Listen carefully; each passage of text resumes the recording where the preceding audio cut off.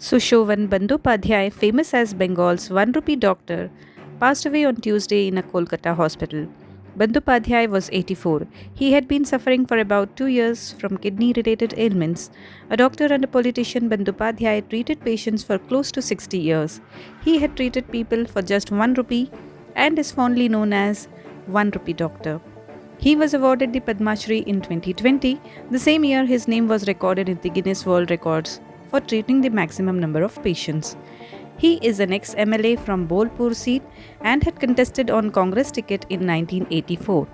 He was a member of Trinamool Congress in the past and was its Birbhum district president but had later quit the party.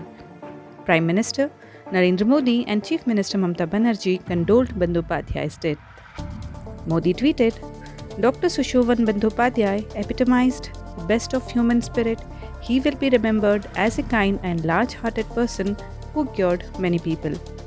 Banerjee tweeted, sad to know of the demise of benevolent Dr. Sushovan Bandyopadhyay, the famed Rupee Doctor of Birbhum, was known for his public-spirited philanthropy, and I express my sincerest condolences.